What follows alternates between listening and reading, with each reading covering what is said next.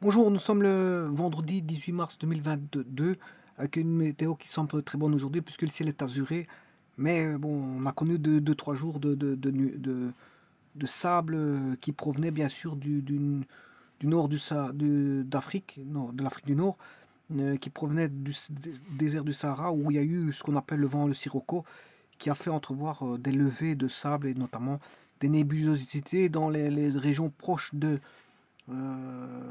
d'où se sont produits ces fameux vents, des vents qui ont soulevé, qui ont fait une espèce de tempête de sable qui a rendu l'atmosphère très ocre. Et plus on s'éloignait, moins on percevait cet aspect, mais malgré tout, c'est quand même arrivé en Europe, ce banc de sable, qui est arrivé au travers du ciel et laissant bien sûr tomber ces particules de sable au travers, voilà, au travers des terres pour lesquelles atterrissaient ces fameuses particules de sable. Et donc on sait bien qu'on a eu des véhicules qui se sont, je veux dire,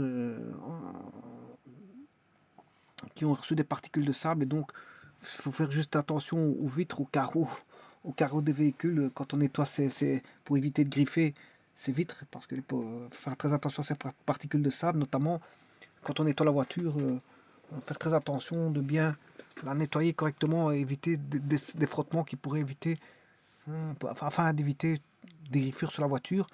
Et notamment, ça vient aussi encrasser les filtres, hein, les filtres à particules et autres.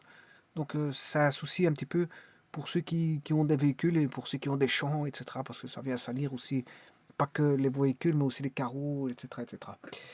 Voilà, ceci étant dit, c'est pour la petite histoire. Bon, ici, voici un polynôme, soit P de x est un polynôme de degré n.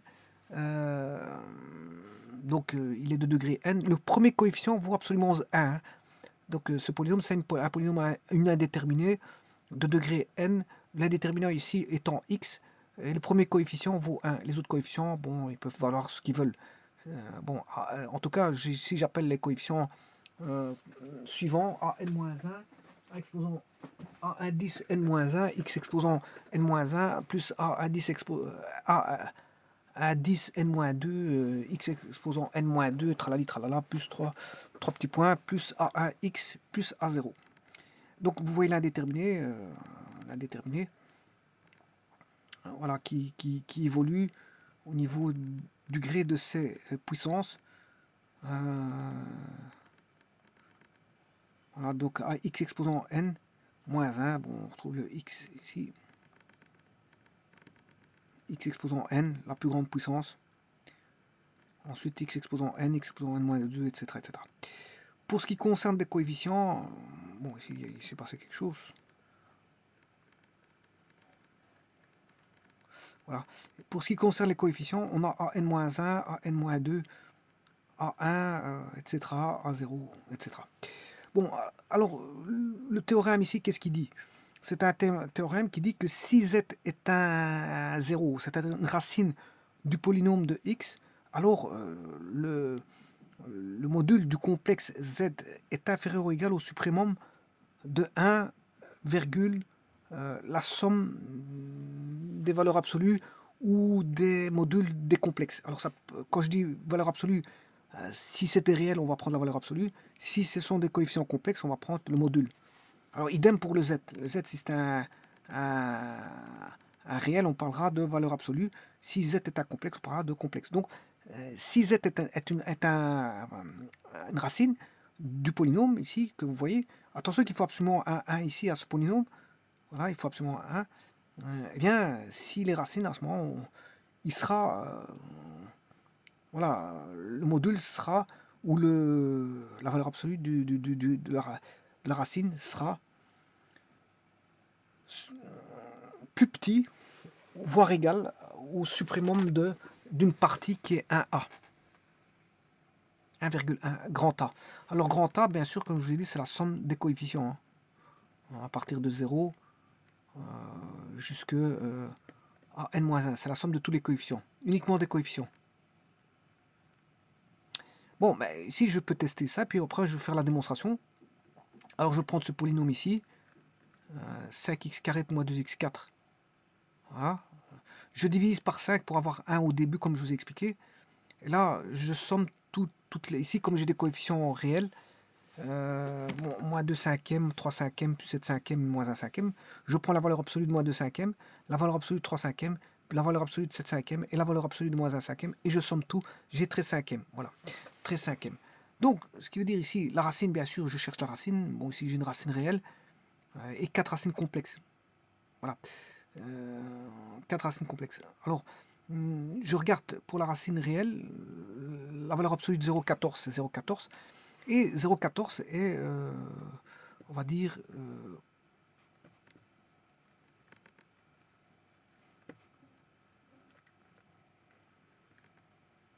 le supplément de 1, je sais plus combien c'était, 13 cinquième, je crois. Oui, 13 cinquième. La somme des coefficients, c'était 13 cinquième. C'est 1 grand A, c'est-à-dire 1 13 cinquième. Voilà. Et 0,14, bon, il est plus petit que ça. 0,14 c'est plus petit, donc c'est normal qu'il est racine. Voilà, 0,14 c'est plus petit que ça. Alors, le supplément de 1, 13, 14, 13 cinquième, ben, en fait c'est 13 cinquième. Parce que vous avez les majorants qui seront 13 cinquième et jusque l'infini. Enfin, tout ce qui est l'ensemble des majorants, c'est tout ce qui est au-delà de 13 cinquième. Et ça, de toute façon, je vais le montrer tout à l'heure. Voilà, le majorant, c'est tout ce qui est au-delà de 13 cinquième, c'est l'ensemble qui est au-delà de 13 cinquième. Voilà, donc le supplément, c'est le minimum des majorants. Or, le minimum des majorants, c'est 13 cinquième. Donc 0,14 est plus petit que 13 cinquième. Donc on peut dire qu'il est 0,14 c'est racine. Bon, je peux le faire avec un nombre complexe. Là, il y a 4 racines complexes. Voilà, je vais prendre le module de Z1. Ça fait 1,03. Et 1,03, c'est pareil. Le module qui vaut 1,03, il est inférieur au supplément de 1,35e, et le supplément de 1,35e, c'est 35e. Voilà. Donc on peut dire que 1,03, le complexe qui est donné là-bas, est bien éligible pour être racine.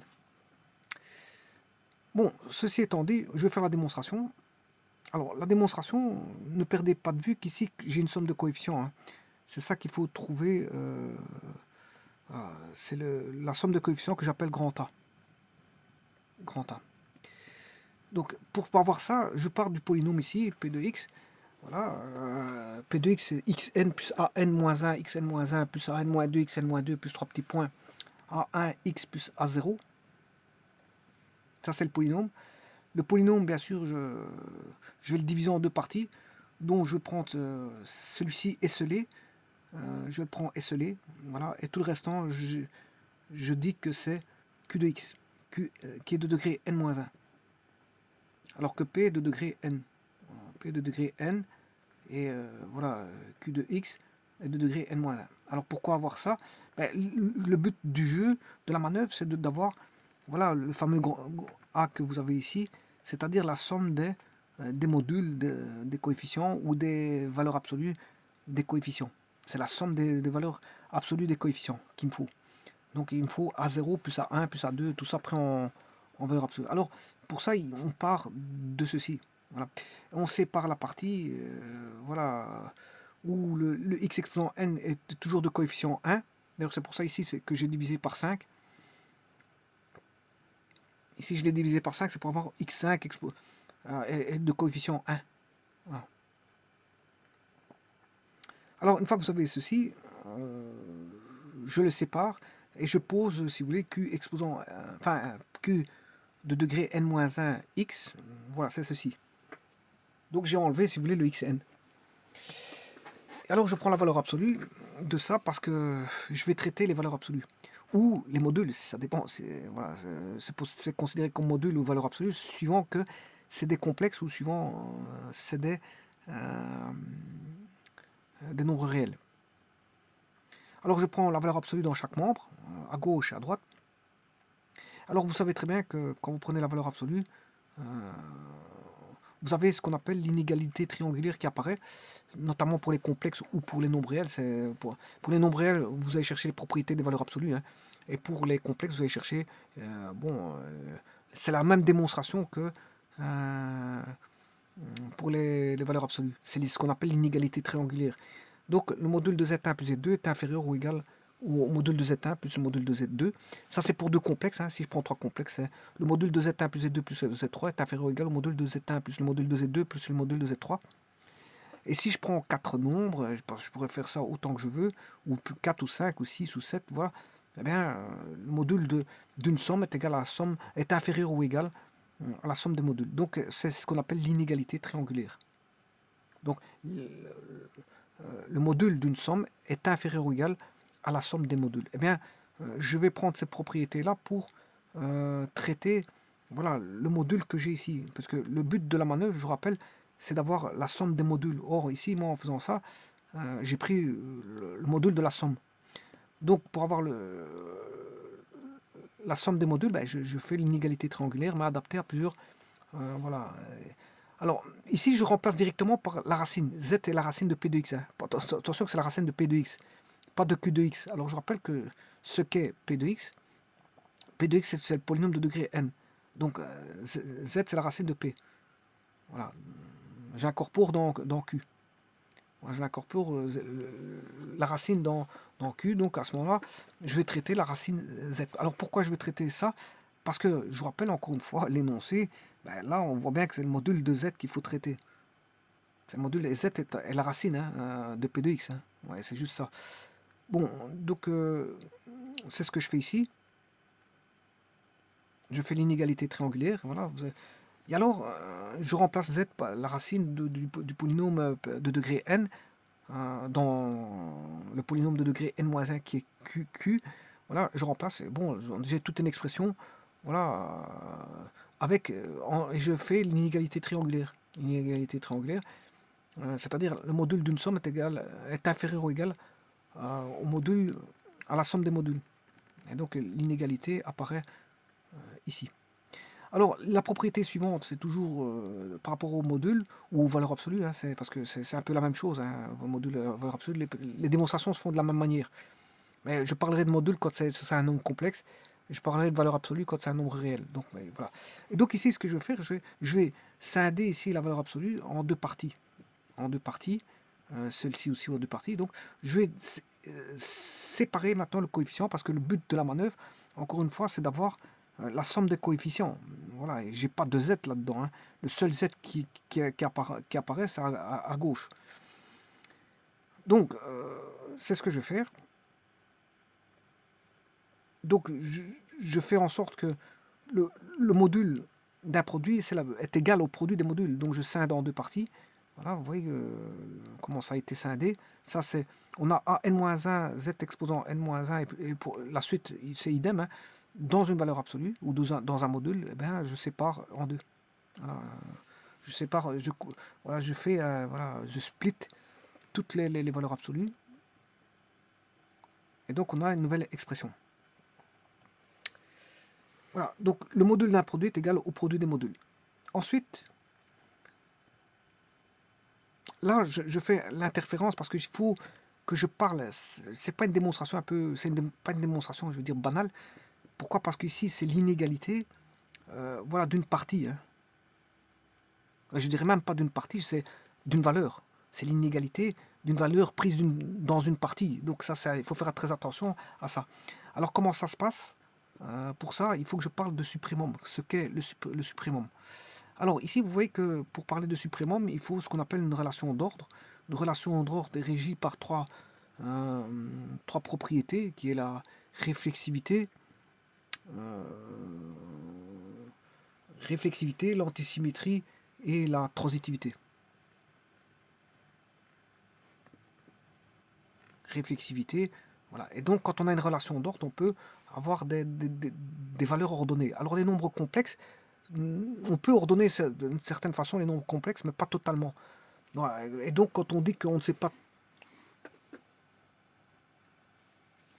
quand on ne sait pas faire pour tous, hein, alors pour tous, il y a un quel que soit. Hein, c'est, voilà, quand on vous entendez pour tous, il y a un quel que soit x, y appartenant à E, E carré. Alors E carré, bien sûr, c'est un ensemble ordonné. Hein, quel que soit x, y appartenant, c'est un couple de valeurs prises dans un ensemble ordonné. X et y sont comparables. S'ils sont tous comparables, on a ce qu'on appelle l'ordre total. Maintenant, s'il existe des x, y appartenant à E carré, tels que x et y ne sont pas comparables, à ce moment-là, certains sont comparables et d'autres pas, on a un ordre partiel. Voilà, donc tout dépend. Et R est un ordre total. Voilà, et rappelez-vous que les complexes reprennent R. Donc les complexes sont ordonnables.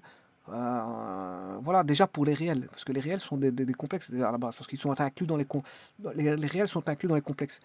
Donc, une partie des complexes est ordonnable, notamment au travers de ces réels, de ce nombre réel. Mais on peut ordonner les complexes, mais pas tous. Le problème, c'est ça. Donc, en fait, les nombres complexes ne sont pas ordonnables. On n'a pas un ordre total pour les nombres réels. Bon, ça, c'est tenté. De toute façon, ici, il ne s'agit pas de ça ici, d'ordonner des complexes ou pas, puisque ici, c'est un ordonnancement. Oui, il y a des inégalités, oui, mais c'est des modules. Et les modules, bon, quand vous prenez le module d'un complexe, si on a à faire des nombres complexes, module, c'est un nombre réel. Hein, parce que vous allez avoir a carré plus b carré, racine carrée, ben c'est un nombre réel. Donc ici, quand vous prenez les modules, il n'y a pas de souci à se faire au niveau de l'ordre. Puisque en fait, ici on tombe sur des réels. Or, les réels sont complètement... c'est un ordre total. Hein. Donc vous pouvez comparer ce que vous voulez dans R. Hein. Voilà, c'est pas le cas dans C. Il y a des cas où ça ne marche pas. On pourrait inventer aussi un ordre. Voilà, on pourrait inventer un ordre. Voilà. Euh, le tout, c'est de voir si toutes les propriétés sont vérifiées. Et pour toute valeur, bien sûr. Hein, parce que quand on vérifie la réflexivité, l'antisymétrie, la transitivité, c'est quelles que soient les valeurs prises, ça doit marcher. Il suffit une ne marche pas pour dire qu'on n'a pas une relation d'ordre. Voilà. Maintenant, on peut dire qu'on a une relation partielle. Là, oui, on peut faire des relations d'ordre au niveau partiel. Alors, mais en tout cas, R est une relation totale, mais pas les complexes. Pas les complexes. De toute façon, ici, c'est des modules que je prends. Donc, si j'ai la somme de modules, c'est un nombre réel. Et de l'autre côté à gauche, c'est module de Z. Module de Z, c'est aussi un nombre réel. Parce que c'est le module que je traite. Donc, je peux traiter des relations d'ordre. Alors, ceci étant dit,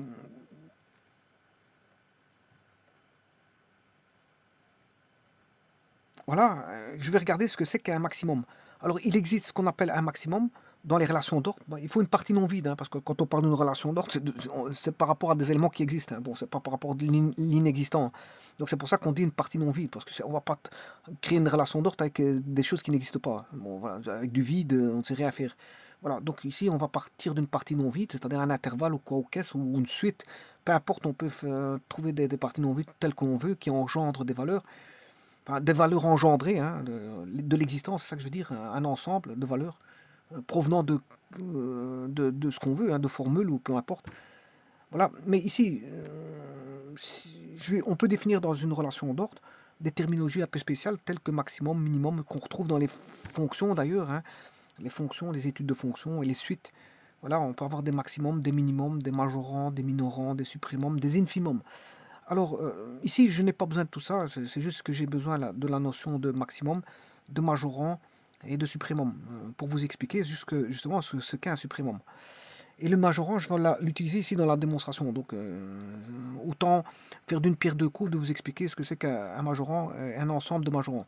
Bon, tout d'abord, euh, on a un maximum. B est un maximum si et seulement si B appartient à la partie, ça c'est de 1, et si B appartient à l'ensemble des majorants de A, de la partie A. Ça c'est un maximum. Maintenant, on dira que B est un majorant de A si et seulement si, quel que soit X, X appartient à A, et B est plus grand ou égal à X, et B est un supprimum de A si et seulement si B est minimum des majorants. Alors, je vous explique ici par deux exemples. Si je prends par exemple 4, 9, 4, 9, l'intervalle ici est ouvert. Le 9 est ouvert sur 9. Alors 4, 9, c'est un intervalle de valeur réelle. Hein. Bon, on peut avoir 4,3, 4,01, 4,204. On s'en fout de tout ça. Mais en tout cas, là, il est ouvert. Alors, y a-t-il un maximum? Y a-t-il un maximum? Alors, pour qu'il soit maximum, il faut que B appartienne à la partie. Voilà. Et que B appartienne au majorant. Mais l'ensemble des majorants, je vous rappelle qu'un majorant, si quel que soit x appartient à A, x, B est plus grand que ou égal à x. Donc, si je prends des valeurs qui sont plus grandes que x qui appartiennent à l'intervalle A, eh bien, ce sont un majorant. Par exemple, si je prends 9, 9 est un majorant, parce qu'il est égal à x qui appartient à l'intervalle. Donc, est un majorant, 9 est un majorant, 10 est un majorant, 11 est un majorant, 12 est un majorant. Donc, je peux créer ce qu'on appelle l'ensemble des majorants. 9, 10, 11, 12, 13, 14, 15, 11,3, 11,215. Tout ce qui sera plus grand voilà, que 9, plus grand ou égal à 9, est un majorant. Alors, qu'est-ce que c'est que un supprimum? C'est le minimum des majorants. Et le minimum des majorants, ici, ben, il fait 9. Ouais, il fait 9. Donc là, il contient un supprimum. Par contre, est-ce qu'il contient un maximum? Il n'aura pas de maximum. Pourquoi? Parce que B, je peux prendre le majorant 9, oui, mais il n'appartient pas à A. Il y a un intervalle ouvert. Voilà, donc B n'appartient pas à A. S'il appartiendra, il serait maximum, mais ce n'est pas le cas. Donc quand vous avez un intervalle ouvert comme ceci, ben, la valeur extrême est un supprimum, mais pas un maximum. Donc c'est un cas de figure où on a un supprimum, mais pas de maximum. Maintenant, si je prends l'intervalle fermé ici, 7, 14, ben, là, on a un maximum qui est 14. Les majorants, ben, c'est 14, 15, 16, 17, bon, ben, 14,3, 14,000001, tout ce qui est au-delà de 14, et majorant avec une tendance infinie. Si je prends un milliard, mais un milliard, c'est un majorant de l'intervalle A qui est 7, 14, avec 7 inclus et 14 inclus. Donc là, on aura le supprimum qui est le minimum des majorants qui est 14, mais on aura un maximum parce que le 14 appartient à l'intervalle A. Et donc ces deux conditions font en sorte que là, on a un supprimum et un supprimum de A et un maximum de A. On a 14, 14 qui sont au maximum et supprimum. Donc là, on a le supprimum égal au maximum. Par contre, pour 4, 9, avec l'intervalle ouvert en 9, ben, on a un supprimum qui est 9, mais on n'a pas de maximum.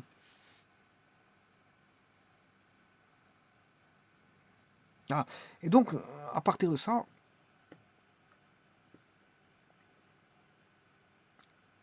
je vais faire intervenir la notion de supprimum, qui est définie ici, supprimum de 1A. 1A. Alors, on est arrivé ici, là je split les valeurs absolues. Là, je vous énonce ce qu'est les supprimums minimum, majorant et maximum. Et là, qu'est-ce que je fais? Regardez bien. Bon, il me faut le supprimum de 1A. Supprimum de 1A. C'est là que je fais intervenir le supprimum de 1A. C'est pour ça que je vous ai expliqué les supprimums. C'est parce que je vais le faire intervenir maintenant. Le module de Z doit être inférieur ou égal au supprimum de 1A. Alors, ce qui m'intéresse ici, c'est d'abord le 1. Alors, je vais faire en sorte que le Z soit plus grand que 1, strictement plus grand que 1. Voilà, Z doit être... Donc, c'est l'intervalle, si vous voulez, 1, 1A. Alors, supprimum de... voilà, la partie, c'est ça. La partie que j'appellerai ici B, supprimum de B.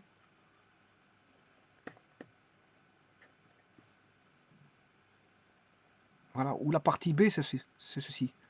Ah, bon, là, ça... 1A. Donc, je prends un Z plus grand que 1. Alors, si je prends Z plus grand que 1, ben, Z exposant n-1 est aussi plus grand que 1, parce que c'est une puissance beaucoup plus grande que Z. Alors, mais c'est aussi vrai de dire que Z exposant n-1, comme Z est beaucoup plus grand que 1, enfin plus strictement plus grand que 1, que Z n-1 est plus grand que Z. Ça c'est évident parce que le module de Z est plus grand que 1. Si vous avez si vous avez Z égale 2, si vous faites Z carré ou Z cube ou Z 4, ben, il sera d'office plus grand que 2, parce que Z est plus grand que 1. Voilà. Maintenant, si vous mettez un tiers, c'est pas le cas. Hein. Un tiers au carré, ça fait un neuvième. Et un neuvième est plus petit qu'un tiers. Voilà. C'est pour ça que si, bon, quand on dit Z plus grand que 1, ben, le Z exposant n, toute puissance plus grande, sera plus grand que la puissance plus petite. Et donc, c'est vrai pour z, pour le cas, si je prends z plus grand que 1, z exposant n plus grand que z exposant 1, mais z exposant n plus grand que z exposant n-2. Et c'est vrai pour toute puissance. Z exposant n-1 plus grand que z exposant n-2, qui elle est plus grand que z exposant n-3, qui elle est plus grand que z exposant n-4, qui elle est plus grand que 3 petits points, qui elle est plus grand que z. Et z est plus grand que 1, bien sûr. Tout ça, c'est plus grand que 1. Z est plus grand que 1. Alors, en faisant ça, qu'est-ce que j'ai fait? Quelque chose d'extraordinaire, puisqu'en fait, je viens de trouver un majorant. Je viens de trouver un majorant. Voilà. Alors, pourquoi trouver un majorant? Pourquoi trouver un majorant? Ben, c'est parce que, tout simplement, n'oubliez pas, encore une fois, et je le répète, c'est de trouver ceci. Or, pour l'instant, j'ai du Z. Hein. Alors, en prenant un majorant, vous allez voir que tout va se simplifier. Tout va se simplifier. Vous allez voir que, en plus, on manipule des inégalités ici, tout va se simplifier. Alors ici, n'oubliez pas l'inégalité triangulaire ici. Cette inégalité triangulaire, voilà, on va se retrouver. Alors là, j'ai un majorant, hein, puisque j'ai pris z plus grand que 1, parce que je dois regarder le suprêmum de 1 à 1. Voilà. Et voilà. Et là, maintenant, qu'est-ce qui se passe? Je vais remplacer tous les z exposants différentes puissances par le majorant. Donc rappelez-vous, c'était z exposant n-1, n-2, etc. Vous le voyez ici, les puissances. Mais je vais toutes les remplacer par... par le majorant qui est z exposant n-1. Alors, le fait d'avoir fait ça, ben, ici, qu'est-ce qui se passe? Vous avez l'égalité, vous avez une égalité. Eh bien, la partie gauche sera majorée par la partie droite. Enfin, la partie droite sera un majorant de la partie gauche. Donc, ça veut dire que la partie droite, le membre de droite est beaucoup plus grand que le membre de gauche si je le majore par un majorant. Donc, Q de Z sera majoré par un majorant qui sera, voilà, toute l'expression à droite. D'ailleurs, c'est ce que je vais faire maintenant. Je vais aller de ce pas remplacer par le majorant que je viens de trouver, qui majore bien sûr toutes les valeurs de z de puissance quelconque. Voilà, vous voyez ici, hein, z exposant n-1 majore tout le restant des z exposant, quelle que soit la puissance qui est plus petite que z n-1, parce que c'est la plus grande puissance, c'est z exposant n-1. Donc la plus grande puissance majore tous les z. Et donc maintenant, on se retrouve avec une inégalité ici.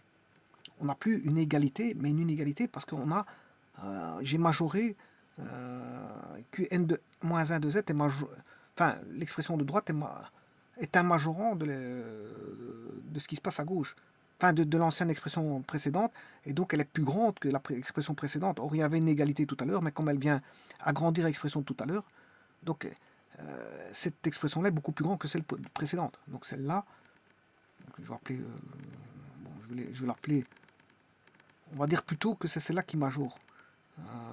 Je me suis peut-être mal exprimé. Hein. Bon.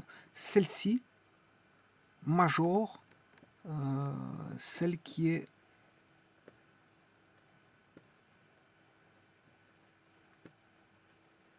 là. Voilà. Mais là, elle était égale.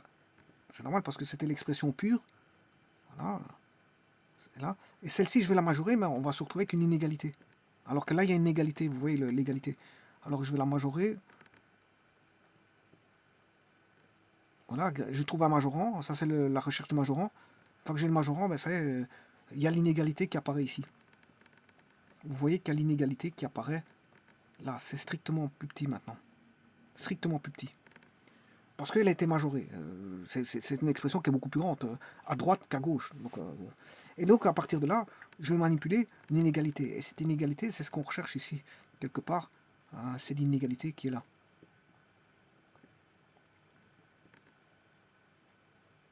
Bon, j'ai toujours ce fameux là. Ce 1 là, je l'ai traité, parce que le module de z plus grand que 1.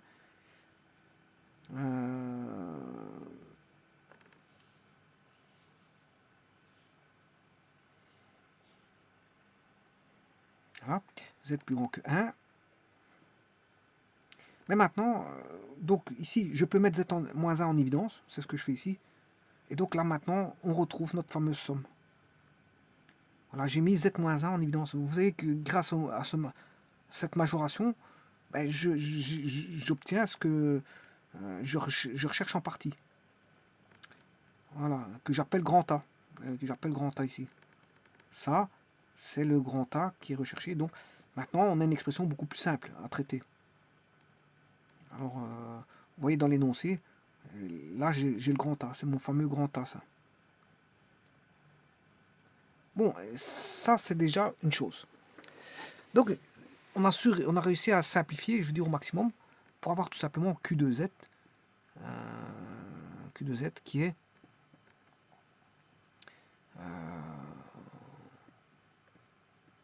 plus petit que A fois Z moins Z exposant N-1. Alors le A, c'est la somme de toutes les coefficients de A0 jusqu'à... Enfin, le module, hein, la somme des modules ou la somme des valeurs absolues. Et maintenant, je vais reprendre cette expression, cette dernière expression, avec une absurdité. J'intègre une absurdité qui est A plus petit que Z, que le module de Z. Ben, bon, on sait bien que Z est plus grand que 1, voilà, mais que A est plus petit que Z. Alors, ça, je l'ai fait tout à l'heure. Hein,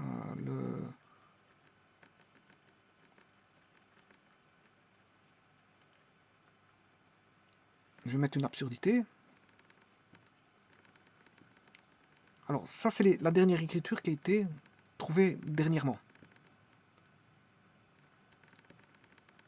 En allant rechercher un majorant, ben, on a l'inégalité qui est apparue.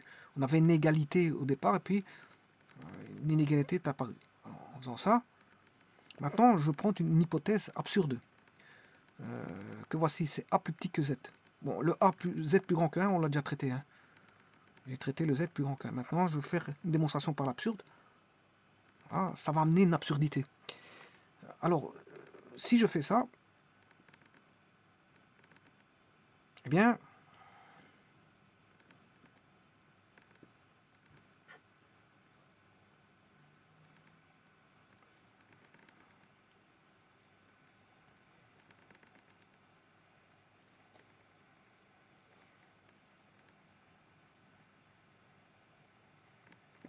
je vais réécrire l'expression. Q n-1 de Z, avec Z qui est la racine de P de N, P de Nx, est plus petit que A, qui lui est plus petit que Z, que le module de Z. Ça, c'est l'absurdité. Hein. Alors maintenant, si je veux avoir cette expression-là, je fais fois A fois Z, Z exposant N-1. Ben, pour respecter la chose, je fais la même chose ici. Ouais, mais ça, c'est le module de Z exposant N.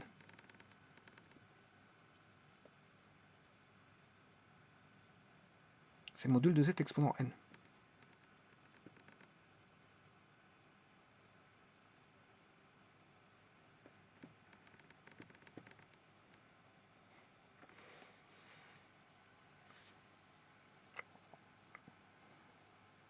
Donc, Qn de Z, Qn-1 de Z est plus petit que Z exposant N.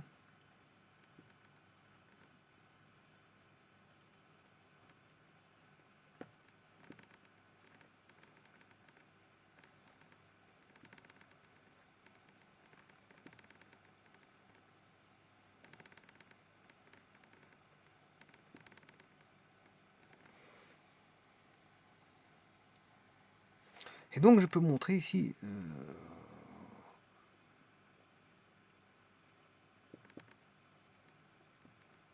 que si Qn, c'est un lemme, ça en fait un lemme. Hein. Ça en fait un lemme. Voilà, c'est un lemme. Si Q de Z est plus petit que Z exposant N, Qz moins Z exposant N est négatif. C'est-à-dire que Z exposant N moins Qz, bon, il suffit d'inverser, c'est positif. Hein. Voilà. Je fais la... S'il y en a un qui est négatif, si je fais l'opposé, je prends l'opposé, c'est positif. Donc ce qui m'intéresse ici, c'est ça. Zn moins. Il faut retenir que ça va être positif. Au travers de ce lemme, il faut savoir que ça va être positif. QZ exposant n moins QZ est positif. Bon, on revient ici. Donc tout ça, ça permet de dire que Zn moins Qn moins 1 Z. Bon, ici, vous avez compris que c'est Qn-1, c'est de degré N-1. Je ne l'ai pas écrit, mais voilà, vous savez très bien que c'est N-1. Voilà. Eh bien, c'est positif. Alors, ce qui m'intéresse le plus, c'est ce que je vais encadrer maintenant. C'est ça qui m'intéresse. Le lemme me permet de dire que ça va être positif. Alors, ça, c'est le majorant. Ça, c'est A fois Zn-1 qui me permet de dire que n de Z, voilà, fois Zn sera positif, d'après le lemme. Alors maintenant, je vais rechercher le polynôme de départ. Alors, je rappelle, le polynôme de départ, c'était quoi? C'était P de n, c'est xn plus qn. Pn, c'est plus, enfin, c'est Pn est égal à xn plus qn moins 1. Donc, je vais chercher le polynôme de départ. Voilà, le voici.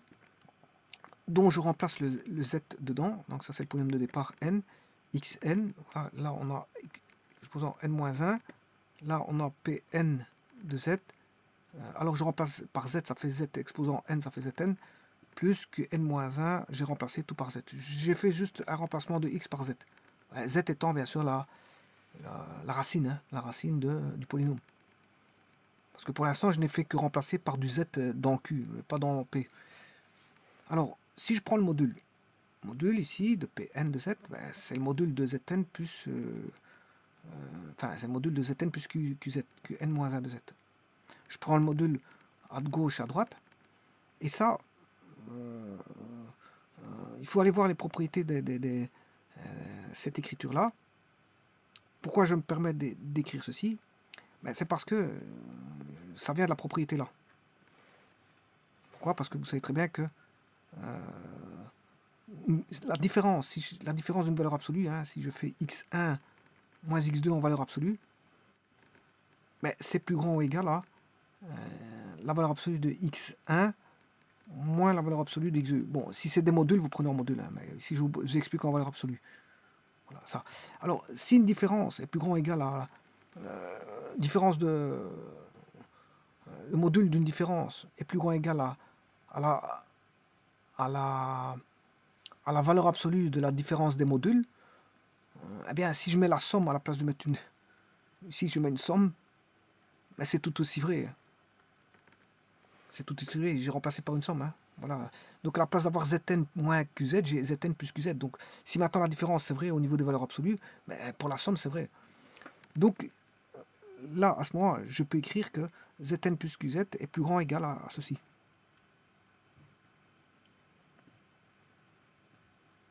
Voilà. Et donc, ce qui me permet de dire que, ici, bon, je vous rappelle, ça c'est le lemme. Hein. Zn exposant n, voilà, ici je retrouve ceci. Alors je retire la valeur absolue, pourquoi? Parce que Zn moins Qz est positif. Il est positif d'après le lemme que j'ai fait tout à l'heure. Je vous ai dit, il ne faut pas perdre de vue le lemme qui est... Je ne sais pas ce que j'ai mis le lemme. Voilà, le lemme il est là. Ne pas perdre de vue que c'est positif. Donc je peux enlever la valeur absolue. Hein. Voilà, je peux enlever la valeur absolue générale parce qu'on sait bien que c'est positif. Donc j'enlève cette valeur absolue là parce qu'on sait bien que le lemme nous dit que c'est positif. Donc si c'est positif, il n'y a pas de raison de garder cette valeur absolue. Voilà, donc le lemme me dit que c'est... Donc je ne garde plus cette valeur absolue, voilà, sachant que c'est positif. Alors maintenant, sachant cela, ça permet d'écrire que si je prends la valeur absolue de PZ ici, voilà, et cette écriture-là, qui est positive, bon, je ne traite que ceci et celui-là, eh bien, ça me permet de dire que PZ est plus grand ou égal à Z exposant n moins valeur absolue de QZ positif, ça veut dire que PZ est positif.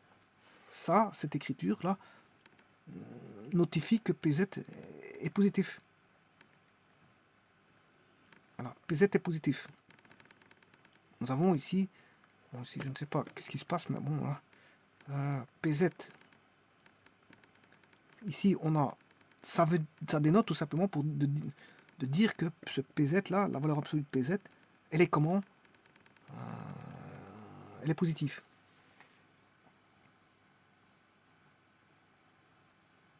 Et que le module de Z, il est plus grand qu'un. Et que j'avais pris par hypothèse que A était plus petit que Z. Par hypothèse, selon l'absurde. Donc si je rassemble toutes ces données-là, bon, Z est plus grand que 1 et A plus petit que le module de Z, c'est-à-dire que Z est plus grand que le module de A, ça veut dire que le module de Z est plus grand que le suprêmum de 1A. Il est strictement plus grand que le suprêmum de 1A. Voilà, il est strictement plus grand que le suprêmum de 1A. Ça signifie ça, hein. Dire que Z est plus grand que 1 et que le module de Z est plus grand que 1 et que le module de Z est plus grand que A, ça veut dire que le module de Z est plus grand que le suprêmum de 1A. Voilà, 1A. C'est ce que ça veut dire. Bon, ça induit juste ça.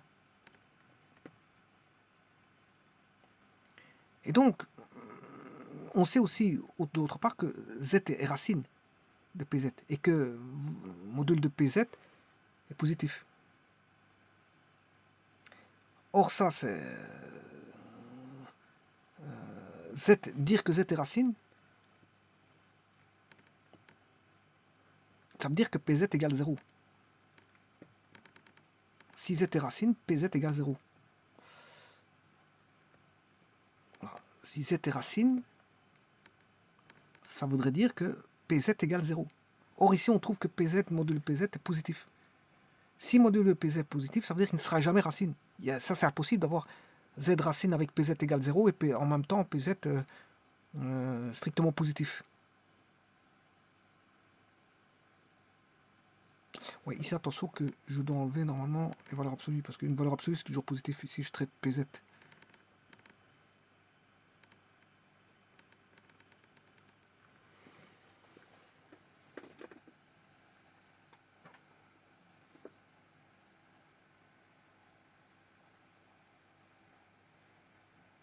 Non, c'est PZ, non, c'est bien PZ.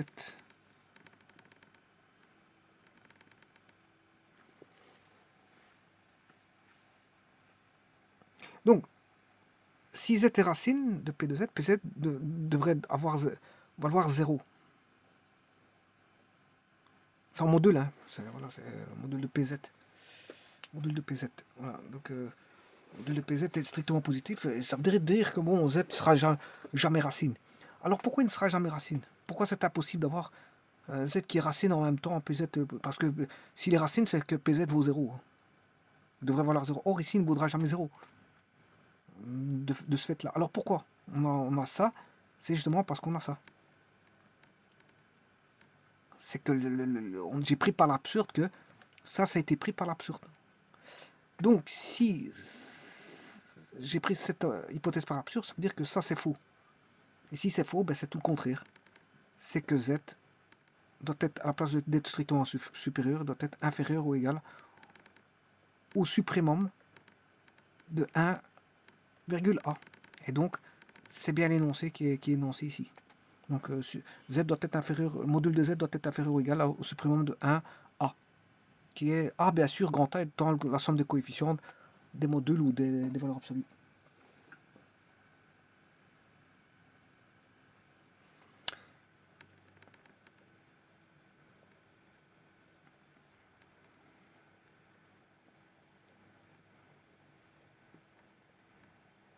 Donc, il a fallu rechercher un majorant. Bah, c'est une démonstration un petit peu spéciale.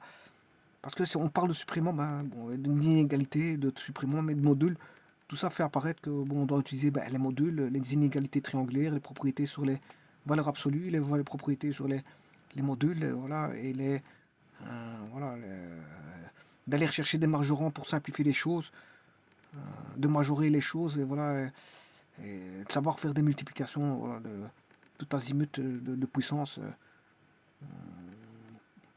voilà, et bien sûr de pouvoir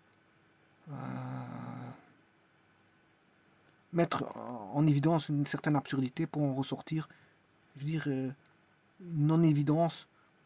C'est normal, s'il n'y a pas d'évidence en finalité, c'est parce que vous avez créé une absurdité. Cette absurdité, ben, la voici, elle est là, elle apparaît, parce que vous avez pris comme hypothèse au départ que, enfin, vous avez pris comme hypothèse que, voilà, Z devait être strictement plus grand que A par rapport, et vous aboutissez à ceci. Or, Z est une racine de P de Z, on ne saurait pas avoir, euh, on ne saurait pas avoir, ces deux-là sont un non-sens. Ces deux expressions-là sont un non-sens. On ne saurait pas avoir, en fait, ils sont détachés. On ne saurait pas avoir P de Z plus grand strictement positif et d'un côté Z racine, parce que P de Z racine vaut P de Z égale 0. On ne saurait pas avoir d'un côté strictement positif et de l'autre côté égale 0. C'est impossible d'avoir ça. Et donc, c'est pourquoi c'est impossible, c'est parce que l'hypothèse de départ que vous avez prise était, voilà, qui est Z plus grand que A, donc c'est-à-dire Z, bon, et en même temps Z plus grand que 1, mais ça on s'en fout, Z plus grand que 1, voilà, celui-ci et celui-ci, voilà, font en sorte que vous avez supprimum module de Z supérieur au supprimum de 1A, alors qu'il devrait être inférieur ou égal au supprimum de 1A. Et donc ça n'arrive pas, on a une impossibilité parce qu'on a quelque chose qui est absurde. Et cette absurdité provient de l'hypothèse absurde de départ que vous avez pris ici. Voilà, ça c'est une absurdité de départ qui a induit cette absurdité-là. Mais avant d'induire cette absurdité, ouais, qui a induit cette absurdité-là. Et cette absurdité-là induit deux autres absurdités qu'on ne saura jamais avoir. C'est qu'on ne saura jamais avoir voilà, une relation entre Z racine et P de Z positif. On ne saura jamais avoir ça. Et donc, ce qui veut dire que bon, l'absurdité, pour la corriger, il faut prendre tout le contraire. C'est-à-dire qu'il faut prendre que Z est plus petit ou égal à doit être plus petit ou égal au supplément de 1A. Je vous remercie.